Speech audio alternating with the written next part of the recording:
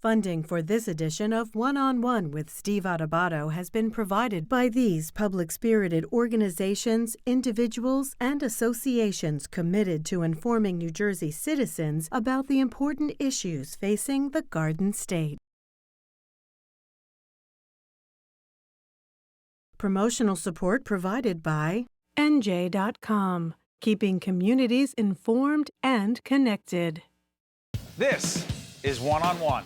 I'm an equal American just like you are. The jobs of tomorrow are not the jobs of yesterday. Look at this. You got this? Here it is, man. Look at it. Life without dance is boring. I don't care how good you are or how good you think you are, there is always something to learn. Do you enjoy talking politics? No. People call me because they feel nobody's paying attention. Our culture, I don't think, has ever been tested the way it's being tested right now. Such a good question. High five.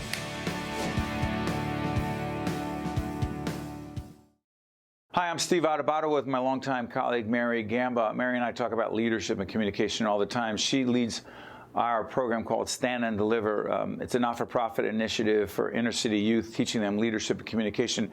Mary, last night, or part one, people saw the virtual 21st annual virtual Stand and Deliver Night of Eloquence. Tonight, set up what they're about to see. Sure. You're about to see the conclusion of the virtual Night of Eloquence. If you happen to miss last night, please go to our website, steveadubato.org. It'll be right up on the screen. You can check out the full Night of Eloquence virtual program if you happen to miss last night, but you're about to see the conclusion of that. Then at the way end of the program, you're also going to see some fabulous students who participated in our media skills program as well.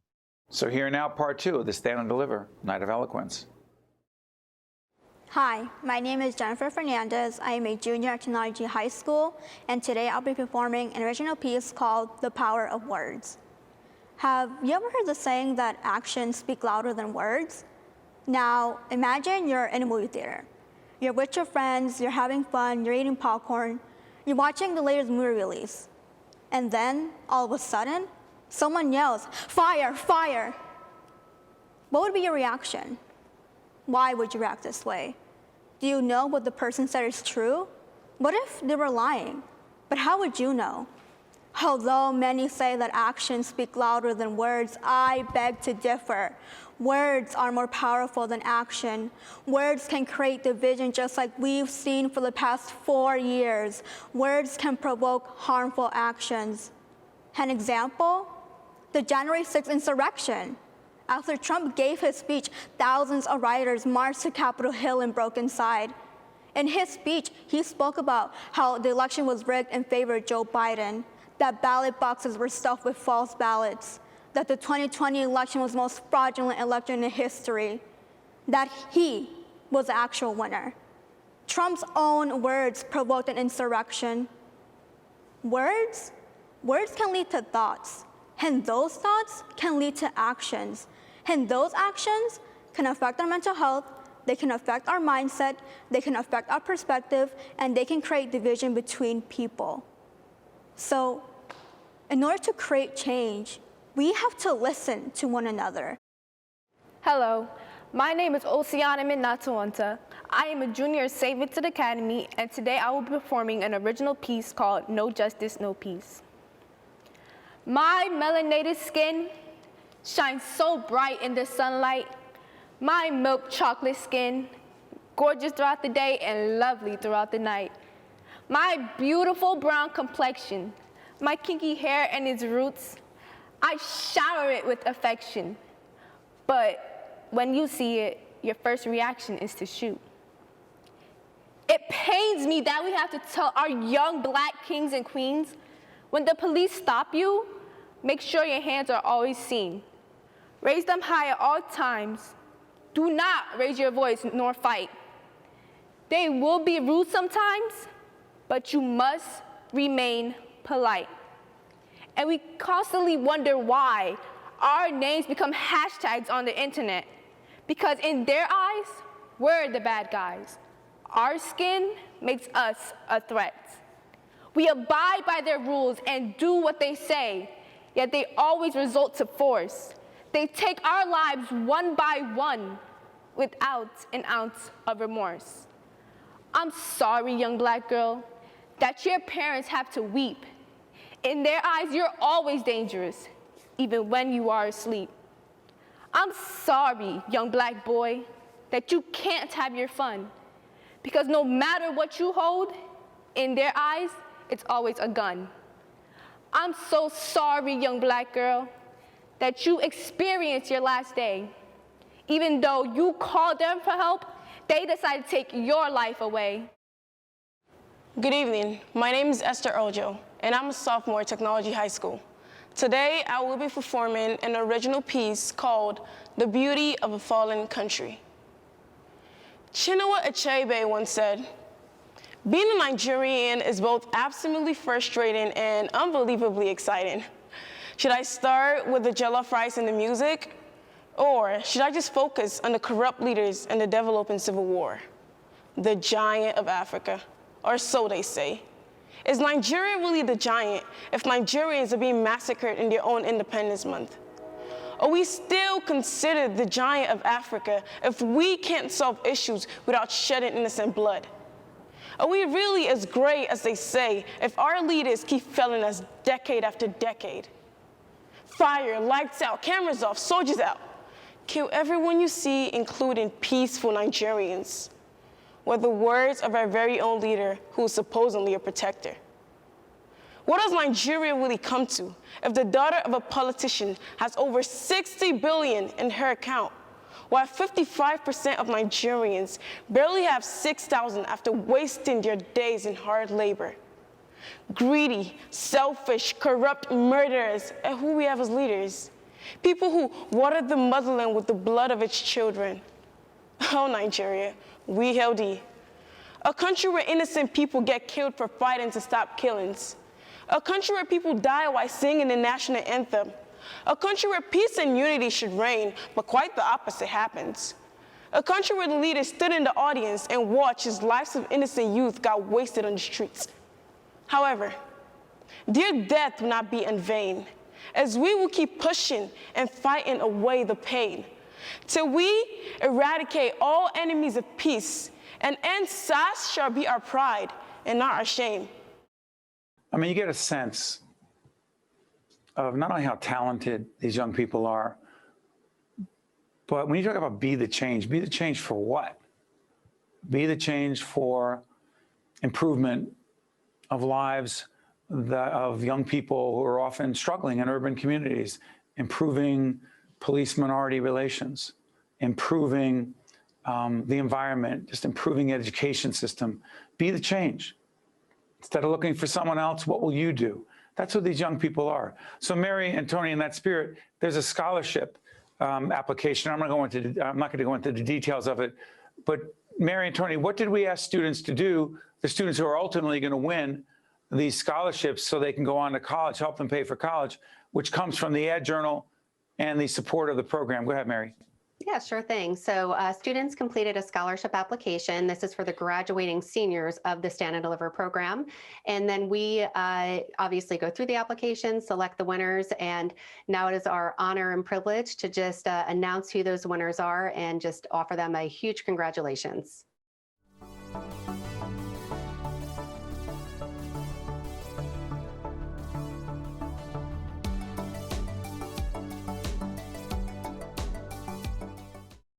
Congratulations to all of our Stand and Deliver scholarship recipients. Well-deserved. They earned it, and those dollars are going to really good use. Real quick, Tony, set up this last presentation. When we select, I shouldn't say we because the team is really involved, and I'm the leader when they do the work, and I help raise the money. But the reality is, I repeat myself, it's Mary and Tony and a great team that run this every day. But Tony, when we're selecting this final performer, it's got to be pretty special, doesn't it? Yes, it does. Different every year, but we really want to leave the audience or the viewers with something to think about, with a young person who is who hits at the heart and who hits at the mind at the same time. So hopefully that is what we have done, and hopefully you will enjoy and learn from it. And Mary, I gotta tell you, as Tony lays that out so powerfully, how many times we've been in that room, often in Nanina's, before that at the at NJ PAC, other places we've been. What's it like? That final performer usually does tug at the heartstrings of people, delivers an emotional, powerful presentation.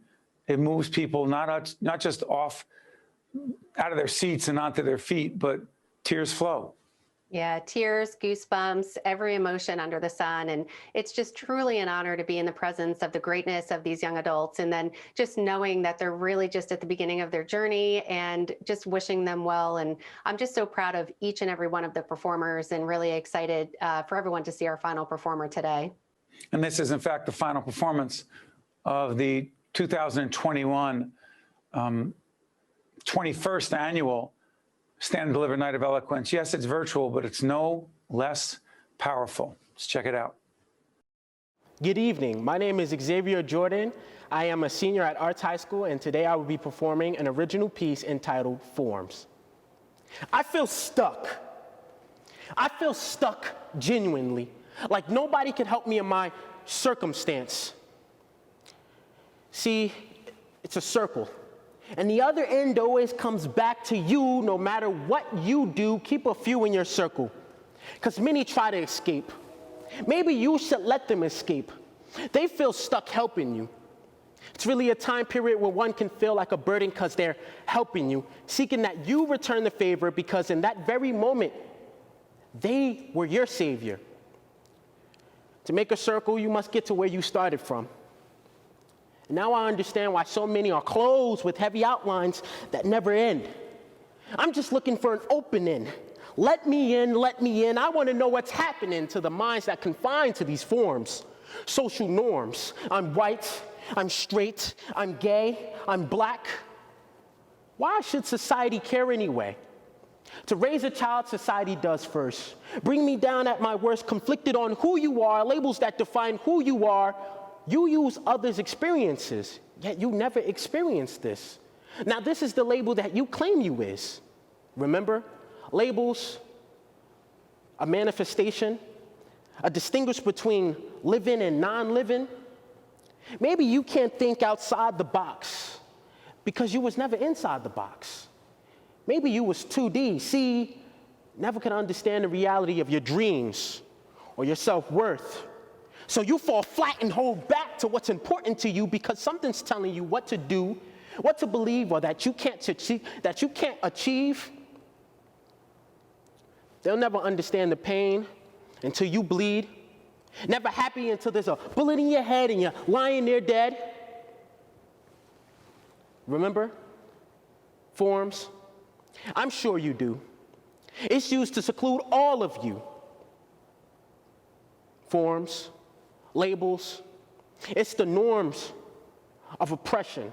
It's to hide all confessions, conflicted by social peer pressure. So to these ideas, one conforms to these norms. But I'm here to inform that it is I that encourages you to break the norm, that's sworn to challenge that life is a free platform in which you perform self-expression. That is the ultimate progression to one's identity. That leads, that breaks social construct with authenticity, and which leads to forms of freedom and liberty. Thank you. So there it is. That is the 21st Annual Stand and Deliver Night of Eloquence. Virtual, yes, but hopefully we made a connection with you. On behalf of the entire Stand and Deliver team, we just say thank you. Best to you and your families, and I promise you, if we can, we'll see you in person next year. I mean, that's powerful communication. Young men and women getting up, standing and delivering their messages in a powerful way. But Mary, we also pivoted this year. After this quick break, the people are going to see the Stand and Deliver Media Skills program, which was supported by the PSEG Foundation. Why did we do that program, and what are they about to see? Sure. We work with a great team there, including Maria Spina, really talking about let's get these young adults prepared for life after college. They may be interested in media skills. We asked our hundreds of students who's interested in media skills, and we had a great group volunteer, and they went through a series of seminars with you and me and Tony Richardson, our project director, and we're about to see them talking about their experience. It's really good stuff.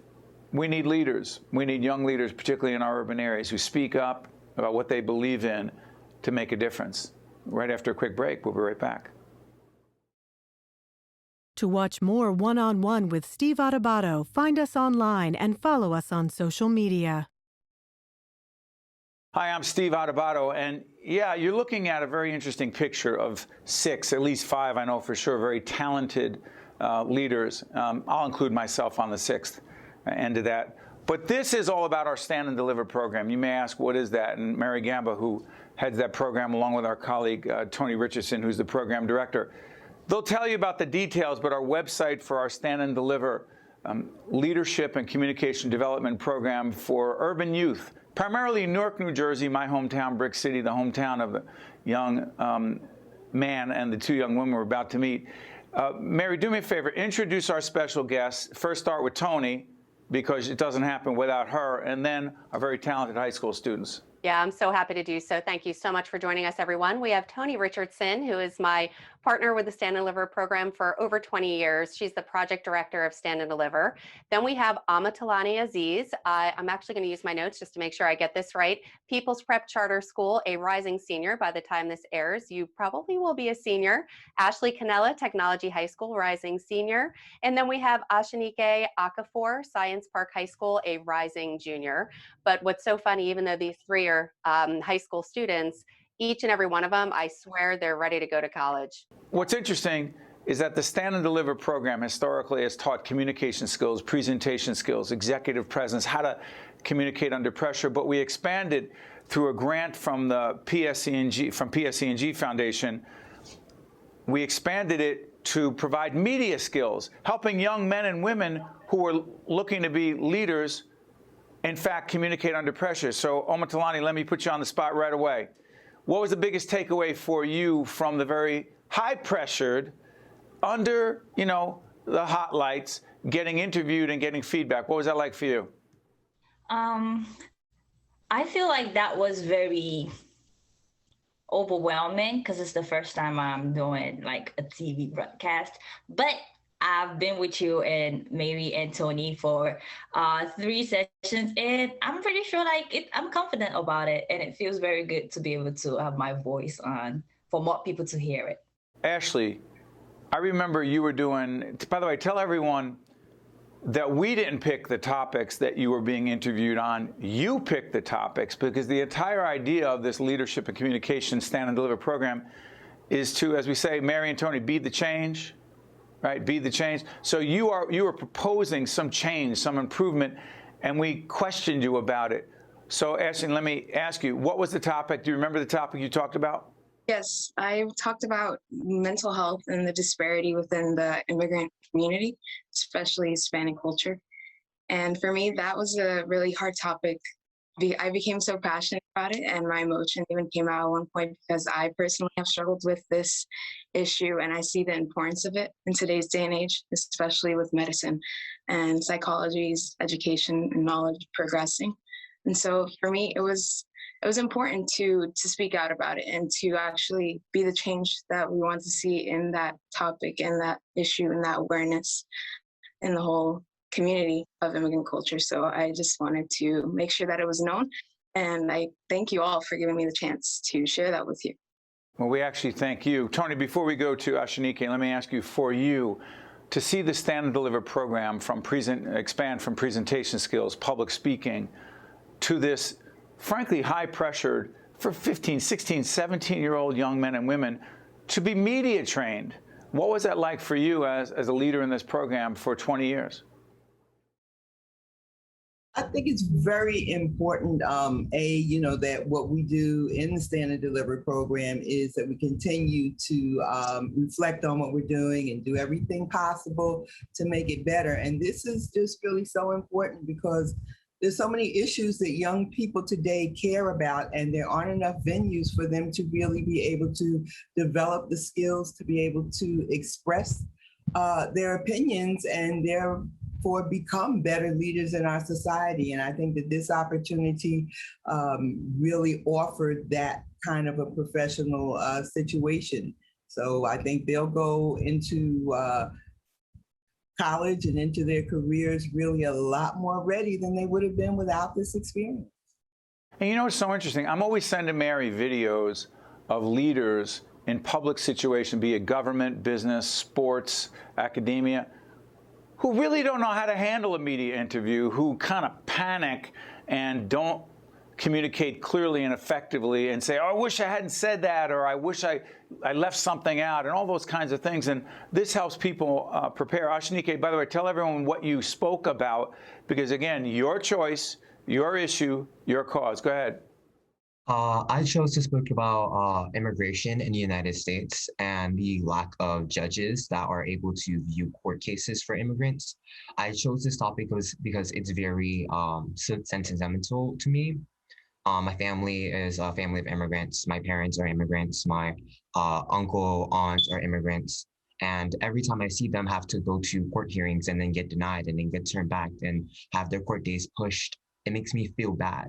I had to speak about this topic because I need to show awareness of how much the immigrants in this United States need to have a voice or a hearing and be able to have judges to hear their cases. Was this personal for you, in addition to it's some policy issue you care about? Very personal. Yes, it was very personal. And I believe not only was it personal to a few of the policies, but it was personal in the side that I didn't have a say in who goes or who gets to stay. I didn't have a say in seeing, some of my family leave America. And I think it was really a really sad time for me. Yeah. And by the way, Omotalani, as I come back to you, and Mary, jump in, we saw you at the beginning. So Omotalani, compare the first interview you did, right? Mary's shaking her head, you're shaking your head. I was going to, you were reading my mind. I was just going to say that, Omotalani, when we first met you, and now we were super impressed in that first session, but then by the third session, just talk about your transformation and what your topic was that you spoke about. So I spoke about power relating to men. And the first time I spoke about it, I was shaky and I didn't know the right words to use. But of course, you guys are amazing and you helped me learn better about it. And by the third interview, I was able to put out my ideas about how men misuse their power. And it's because it's like a thing in the society.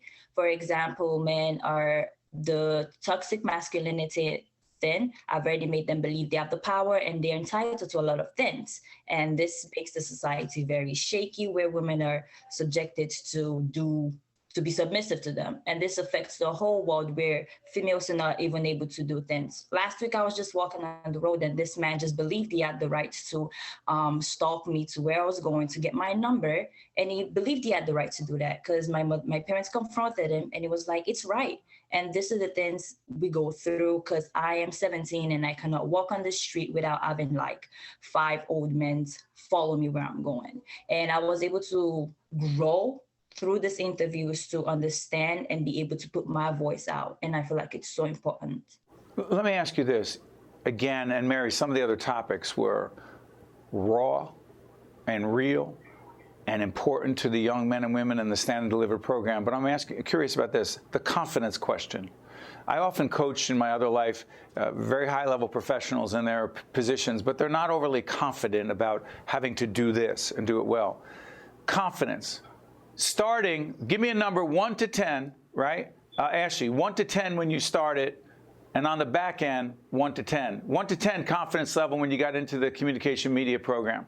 When I definitely started, I would say that I was at a 3. And then by the third session, I think it grew to 8. And that's just thanks to the program, thanks to my beautiful peers, and also you and Mary and Tony, and all that you guys were able to provide me with, the feedback and everything that just dwindled up to that moment. So yeah.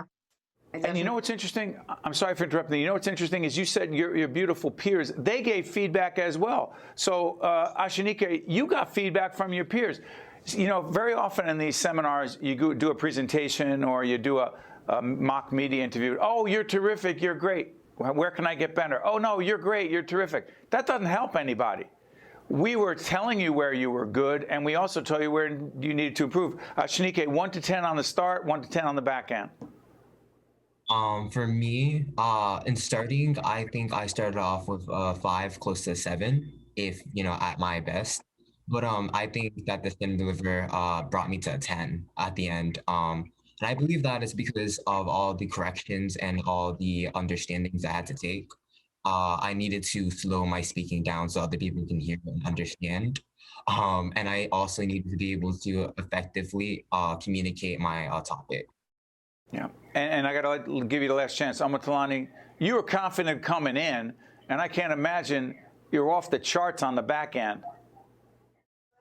So I would say I was a 7 coming in, and I'm now 11 over 10 because I used this in my award ceremony for the RFK Urban Education, and it was last week, and I spoke beautifully. And I was like, I wish you guys were here to see this, but you were not. Send us a video if there's video on the. There better be video of this. They will. Send it. Tony, let me give you the final word. Again, with us from day one, how proud are you right now in this moment? We've taken the program to the level where the students who are the best of the best wind up on the air with us on public broadcasting, other platforms. What's it like for you to see your mentees doing this? I'm very proud of you guys. You came in with something that you maybe thought you had, you weren't sure, you didn't know exactly what to do with it or how to execute it. And now you do. I'm also, Steve, I'm impressed with us because we chose from a larger group that we worked with these 3 students who are not just well-spoken, but have issues that they really care about. And I can also tell that they think about their issues and they also read about their issues. Mary, Tony, to our great students, thank all of you. You're the best. One-on-One with Steve Adubato has been a production of the Caucus Educational Corporation. Funding has been provided by these public-spirited organizations, individuals, and associations committed to informing New Jersey citizens about the important issues facing the Garden State.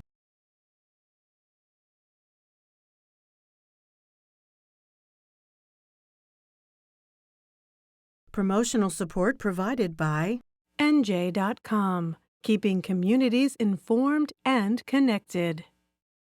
If you need to see a doctor, RWJ Barnabas Health has 2 easy ways to do it from anywhere. You can see an urgent care provider 24/7 on any device with our Telemed app. Or use our website to book a virtual visit with an RWJ Barnabas Health Medical Group provider or specialist, even as a new patient. You've taken every precaution, and so have we, so don't delay your care any longer. RWJ Barnabas Health. Let's be healthy together.